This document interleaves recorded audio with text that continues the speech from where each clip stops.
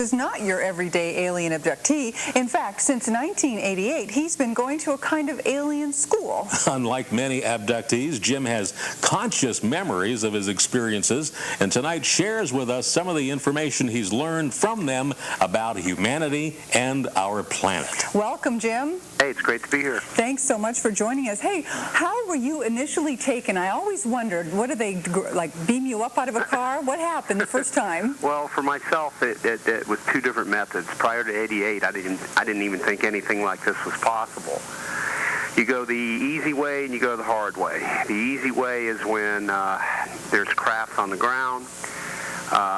You're escorted to a ship.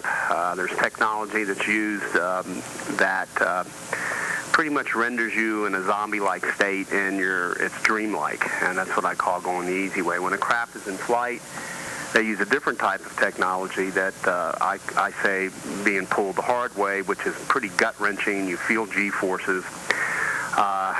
When you go from point A to point B, in the middle of the process, it's so hard on your system you black out, and then when you regain consciousness, you find yourself at point B. Jim, what do friends and family think about something like this? When you tell them honestly about what happened to you, do they make fun of you? Do they take you seriously? What happens? Well, in the early years, it was pretty terrible. When I say early years, it started back about 19 years ago. I've always been known as an honest, logical, straightforward guy. Mind in business. I always tended to business and my marriage at the time. This happened out of the blue in mid-'88, and of course, me being the person I am, when I went to my parents and family with it at the time, they thought I lost my mind. When I went to my friends, they just couldn't figure out what was wrong with Jim. At the time, I was attending church. I no longer do. And when I went to the pastor and church members and so forth, they thought it was some kind of demonic activity. But in those years, I learned the hard way that typically in an abduction scenario, better than 95 to 98% of most abductees don't have any conscious recall, unless they use hypnotic regression, which I have not.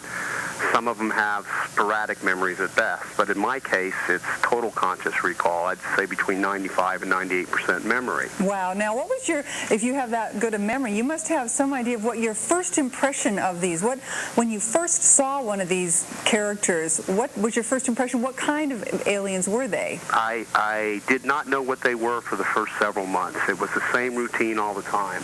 I found myself on board in this craft, the same room, no windows. I was almost totally paralyzed for the first 6 years, actually, in the same situation. I could move my head up and down. I was sitting on a bench, something that looked like a table. The table was artificial intelligence. It was a teaching machine. I could move my right forefinger across this table to make images and to duplicate symbols. There was a screen on the wall, and that was it. So those first few months, it wasn't like, hey, would you like to do this? By the way, we've abducted you. By the way, we want to show you something. There are no social skills whatsoever. So when I first saw these guys, which there are two types, one is the 3 feet, and by the way, my interactions have been what are commonly referred to as grays. And most abductees seem to experience the little short drone ones. I learned that those are worker beings. They have the huge heads, the big eyes. They're no more than 3 feet tall. They all look alike. Those are clearly half robotic and half biological.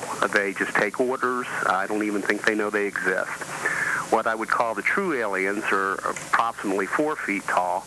They have bigger heads, bigger craniums than ours, but not as large as the smaller ones, but bigger than ours. Their eyes are bigger than ours, but not giant. Their face does have a leather-like texture to it, and you can make out different features from different ones. So when I first